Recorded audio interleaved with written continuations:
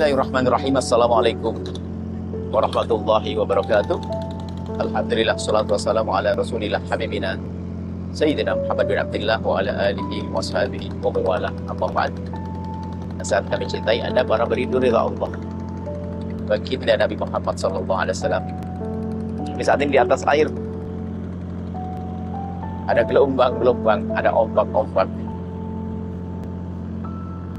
Ada yang harus disadari oleh siapapun yang melintasi sebuah tempat. Jika tempat licin, dia harus tahu bagaimana dia agar selamat di tempat yang licin. Jika tempat itu berduri, bagaimana agar dia selamat di saat melewati tempat berduri, dan begitu seterusnya. Artinya, semua dari kita ini harus sadar apa yang akan membahayakan kita di dalam hidup kita ini. Selama ini mungkin sebagian berpikir hanya menjaga kesehatan badan kita, agar kita tidak minum minuman seperti ini atau makanan tertentu. Tapi ada yang harus kita perhatikan, bahwa ada yang lebih perlu untuk kita perhatikan, yaitu berkenaan dengan hal-hal yang akan merusak keselamatan kita, yaitu adanya fitnah yang melanda umat saat ini. Fitnah di sini bermacam-macam. Fitnah yang merusak akhlak, fitnah yang merusak akidah. Jadi kita saat ini berada di dalam gelombang fitnah. Lalu bagaimana kita agar selamat di saat kita menjalani hidup di tengah gelombang-gelombang fitnah yang semacam ini? Pendidikan perlu, ya, pendidikan harus. Karena harus dengan ilmu dikasih wawasan bahwasanya itu membahayakan, itu tidak baik. Ini adalah langkah pertama dan utama. Akan tetapi, kalaupun orang sadar itu sebab keselamatan, kalau orang sadar bahwasanya itu sesuatu yang membahayakan, ternyata tidak semuanya menghindar dari yang membahayakan atau mengambil sesuatu yang bermanfaat. Tidak semua orang mendengar seruan kebaikan lalu menyambutnya. Bahkan tidak semua orang yang mengerti tentang larangan kemudian dia menghindarinya. Lah, permasalahannya di mana ini? Kita tahu, kita sadar, tapi tidak semua yang tahu dan sadar bisa menghindar dari ketidakbaikan tersebut.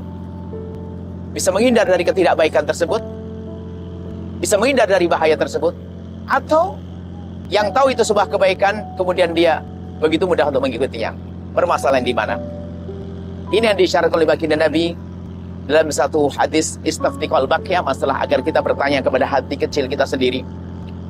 Artinya di dalam diri, di hati kecil kita itu ada kesadaran tentang sebuah kebenaran yang sering disebut dengan keinsyafan. Bertanya kepada hati kecil kita, ibaratnya penjahat terbesar sekalipun dia mengerti kalau itu sebuah kejahatan. Sehingga apa? Dia kalau punya anak perempuan tidak akan dinikahkan dengan penjahat yang sehebat dia. Dia pengennya adalah orang baik. Nah, ini loh kesadaran ini harus kita tumbuh suburkan. Keinsyafan. Dan alangkah banyaknya orang mengerti sebuah kebenaran, tapi karena tidak adanya keinsyafan, tidak mengambil sebuah kebenaran itu sebagai cara hidup. Karena apa? Itu hanya di otaknya, tidak sampai ke hati. Nah, lalu bagaimana agar kebenaran-kebenaran yang selama ini kita yakini akan kita rasakan di hati? Maka ini langkah kedua. Maka jangan hanya cukup Anda mencari ilmu, wahai para pemuda, para penuntut ilmu, untuk mengetahui ini halal dan haram. Akan tapi ada satu hal yang harus Anda hadirkan. Anda berupaya untuk mendekatkan diri kepada Allah, membaca Al-Quran dengan khusyuk, zikir, bangun malam. Dan itu adalah yang akan menumbuhkan rasa di hati kita, keinsyafan yang besar di dalam hati kita. Maka nggak cukup orang dengan ilmunya saja yang ada berputar-putar di otaknya, yang sibuk dengan meja diskusi, debat dan seterusnya. Alangkah banyaknya pernah disyarat oleh Imam Ali, banyak orang mengetahui kebenaran, akan tapi kebenaran atau Al-Quran itu la yatajawazun an hanajiri, tidak melewati tenggorokannya, hanya berputar-putar di otaknya di meja diskusi, tapi tidak masuk ke hati. Karena apa? Memang hatinya tidak pernah kenal Allah dengan serius. Tidak jaminan pakar akidah itu adalah orang yang paling takut kepada Allah. Tidak jaminan orang yang paling ngerti tentang ilmu keimanan itu menjadi orang yang sangat takut kepada Allah Subhanahu wa taala. Maka suatu ketika Imam Razi mengatakan, Allah marzaqna iman al-ajaiz. Ya Allah berikan padaku imannya orang-orang ajuz. Artinya begini, imannya ibu-ibu di kampung yang dia tidak banyak ilmu, tapi lihat imannya iman insyaf. Jam 3 sudah bangun untuk sholat malam tahajjudan. Dengar berita kuat, dengar kesunahan sholat duha, menjalankan sholat duha. Dengar seruan kebaikan begitu mudah dilaksanakan. Tapi yang berilmu kadang tidak mudah melakukannya. Kenapa? Hatinya kosong, hatinya kropos dari kerinduan kepada Allah. Maka di samping Anda belajar dengan serius wahai penuntut ilmu, harus, ini langkah pertama. Langkah selanjutnya adalah sisihkan waktu untuk mengadu kepada Allah, berzikir, tahajud, baca Al-Quran dengan khusyuk, mohon kepada Allah. Jangan hanya mengandalkan kecerdasan saja, bukan. Tapi ingat Allah.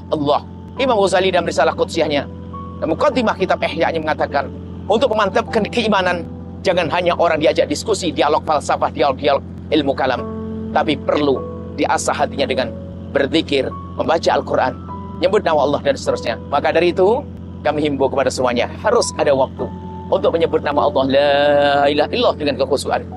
Membaca Allahumma sholli ala sayyidina Muhammad dengan kekhusyuan, membaca Al-Quran dengan kekhusyuan. Maka itulah yang menjadikan hati kita semakin lembut, sehingga mudah kita mendengar kebenaran, dan di saat kita mendengar sebuah larangan, kita mudah untuk meninggalkannya. Inilah kunci bagaimana kita menjalani hidup di tengah gelombang ombak fitnah ini. Apa tadi? Harus ada ilmu. Yang kedua, harus kita mendekat kepada Allah, karena Allah adalah Al-Hadi, yang memberikan petunjuk sesungguhnya. Dan Allah juga yang membiarkan hambanya sehingga tersesat. Carilah hidayah dengan serius. Walladzina jahadu fina lanahdiyannahum subulana. Kalau kita serius mencari jalan Allah, kita mencari Allah, maka Allah akan berikan petunjuk pada kita. Ini saja. Ingat, dalam keadaan fitnah apapun, kalau kita pegang dua hal ini, maka kita insya Allah akan selamat. Fitnah tidak menjadi fitnah. Ujian bukan tidak kita anggap sebagai ujian yang menakutkan, akan tapi kita sadar ujian adalah untuk naik pangkat, sehingga kita terus naik pangkat, semakin mulia, semakin berjaya. Nuhibbukum fillah, kami cintai Anda karena Allah. Assalamualaikum warahmatullahi wabarakatuh.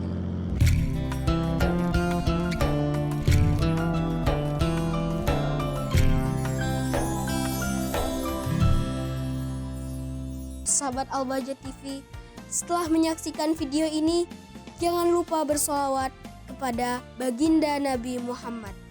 Shollu ala Nabi Muhammad. Allahumma sholli alaihi wa ala alihi wa sahbihi.